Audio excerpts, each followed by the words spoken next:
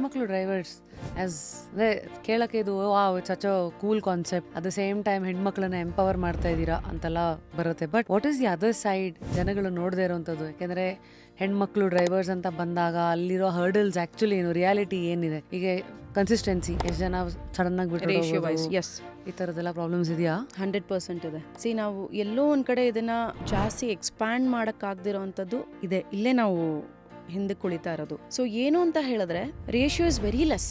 ಮತ್ತೆ ಕೆಲವೊಂದು ಬಾರ್ಡರ್ಸ್ ಇದೆ ಅವರಿಗೆ. ನಾ ಎಜುಕೇಟೆಡ್ ಆಗಿದ್ರೆ ಹೋಗಿದ್ರೆ ಚೆನ್ನಾಗಿರಲ್ಲ, ಎಲ್ಲೋ ಬೋರ್ಡ್ ಓಡಿಸಿದ್ರೆ ಚೆನ್ನಾಗಿರಲ್ಲ ಅನ್ನೋದೊಂದಿದೆ. ಎಸ್.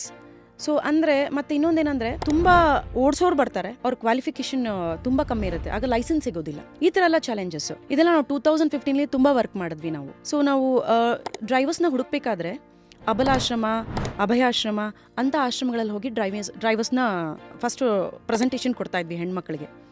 ಅಲ್ಲಿ ನೊಂದು ಬಂದ ಹೆಣ್ಮಕ್ಳೆಲ್ಲ ಬಂದಿರೋರು ಆ ಪ್ರೆಸೆಂಟೇಷನ್ಗೆ.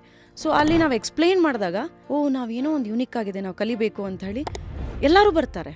ಬಟ್ ಎಲ್ಲರೂ ಸಕ್ಸಸ್ ಮಾಡೋಕ್ಕಾಗಲ್ಲ, ಅದನ್ನು ಟ್ರೈನಿಂಗ್ನ ಕಂಪ್ಲೀಟ್ ಮಾಡೋಕ್ಕಾಗಲ್ಲ. ಫುಲ್ ವಿಡಿಯೋನ ನೋಡಿ on rapid Rashmi's YouTube channel.